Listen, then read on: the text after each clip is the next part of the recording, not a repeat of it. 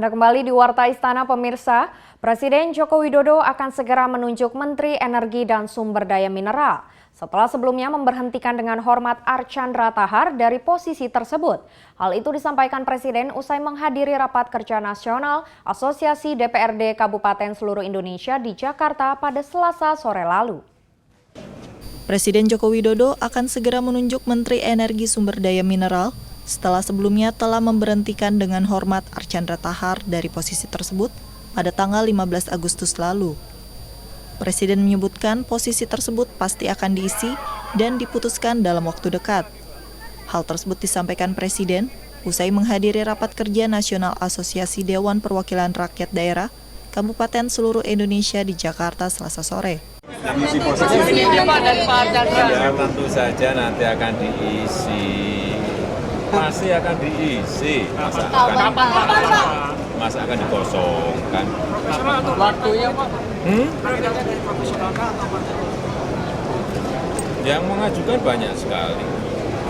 Tapi yang dipilih ya nanti dilihat. Adapun sejak Archandra Tahar diberhentikan dari posisi tersebut, Menteri Koordinator Bidang Kemaritiman Luhut Binsar Panjaitan merangkap sebagai pelaksana tugas Menteri ESDM. Dari Jakarta, Lutmila Nastiti, Oki Prasetya, Kantor Berita Antara mewartakan. Sementara pada hari Senin lalu, Presiden Joko Widodo melantik Hasyim Asy'ari sebagai anggota Komisioner Komisi Pemilihan Umum untuk sisa masa jabatan tahun 2012 hingga 2017 di Istana Negara Jakarta. Dia ditunjuk untuk mengisi kekosongan posisi yang ditinggalkan Husni Kamil Manik yang meninggal dunia.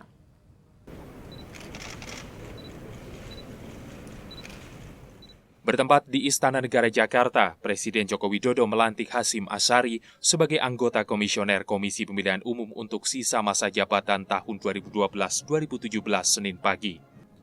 Hasyim Asy'ari ditunjuk Presiden untuk mengisi kekosongan juga mengganti posisi komisioner yang ditinggalkan oleh Husni Kamil karena meninggal dunia.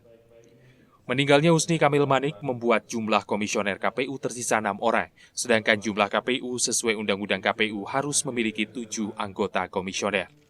Kemudian berdasarkan mekanisme nomor urut calon anggota KPU tahun 2012, calon dengan suara terbanyak pada nomor urut 8, Hasyim Asy'ari, diangkat menjadi anggota komisioner KPU yang baru.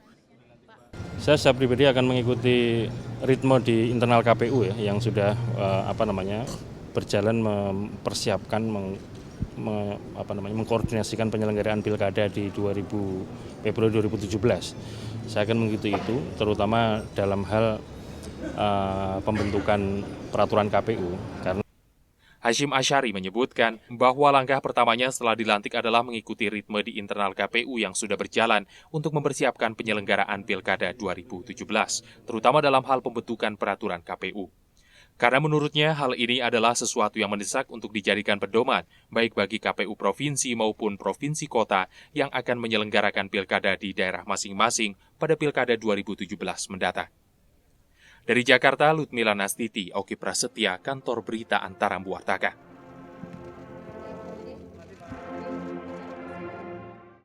Pemirsa, Wakil Presiden Yusuf Kala mengingatkan para pemimpin institusi lembaga kenegaraan di Indonesia untuk memiliki karakter yang tegas agar tidak salah dalam mengambil kebijakan. Karena menurutnya kebijakan seorang pemimpin akan sangat memengaruhi nasib negara yang dipimpinnya. Pesan itu disampaikannya saat mengisi kuliah umum di hadapan peserta pendidikan reguler Lemhanas di Jakarta pada hari Selasa lalu. Dalam kuliah umum di hadapan para peserta program pendidikan reguler Angkatan ke-54 dan 55, Lembaga Ketahanan Nasional. Di Istana Wakil Presiden Jakarta Selasa pagi, Wakil Presiden Yusuf Kala mengingatkan bahwa kebijakan seorang pemimpin akan sangat mempengaruhi keadaan negara yang dipimpinnya. Menurut Wapres, negara kaya dapat jatuh apabila kebijakan yang diambil pemimpin salah. Akibat dari kebijakan yang salah bisa dilihat di Venezuela, sebagai negara kaya yang saat ini dilanda permasalahan ekonomi. Negara yang paling kaya sumber daya minyak ialah Venezuela. Kalah Saudi. Tapi apa yang terjadi di Venezuela? Cari makan susah. Negara yang begitu kaya jatuh begitu miskin. Wapres Yusuf Kala menambahkan, di Indonesia juga terjadi permasalahan kebijakan di lembaga-lembaga pemerintah. Banyak pemimpin dari lembaga pemerintah yang takut untuk mengambil keputusan karena takut dianggap korupsi. Wapres berharap para pemimpin institusi lembaga kenegaraan di Indonesia ke depannya memiliki karakter yang tegas dan mampu berpikir cerdas, agar tidak salah dalam mengambil kebijakan. Dari Jakarta, Farah Hadijah, Adimas Raditya, Kantor Berita Antara, mewartakan.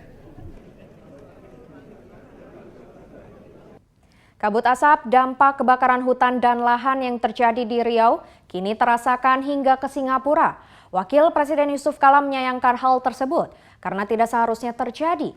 Namun dia enggan menanggapi sikap pemerintah Singapura jika nantinya kembali memprotes hal tersebut.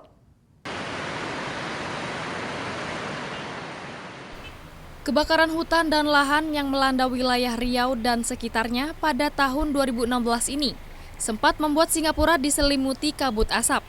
Kedepannya, Malaysia juga terancam hal yang sama. Menanggapi dampak karhutla, Wakil Presiden RI Yusuf Kala mengatakan, kabut asap bisa berhembus sampai ke Singapura dan Malaysia karena angin. Ia menegaskan bahwa pemerintah Indonesia tidak bisa mengatur angin.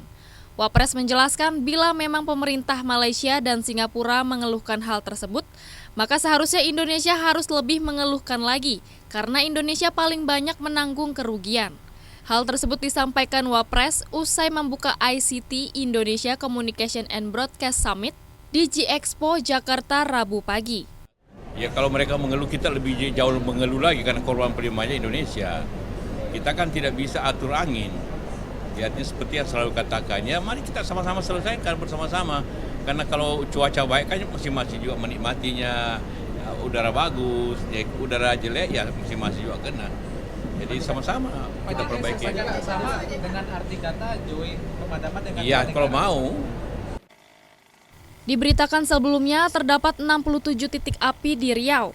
Kebakaran tersebut menimbulkan asap tipis dan terbawa angin sampai ke Singapura sehingga mempengaruhi kualitas udara di sana. Terpantau hingga kini kualitas udara di Singapura mencapai 215 hingga 217 PSI atau tidak sehat. Adapun Wakil Presiden Yusuf Kala menambahkan, pemerintah Indonesia terbuka bila ada pihak lain yang berniat membantu menanggulangi permasalahan tersebut, termasuk pemerintah Singapura dan Malaysia. Dari Jakarta, Cynthia Gesino, Adimas Raditya, Kantor Berita Antara mewartakan. Warta Istana masih akan kembali dengan warta tentang Presiden yang mengajak pengusaha muda berperan serta dalam pembangunan ekonomi. Tetaplah bersama kami.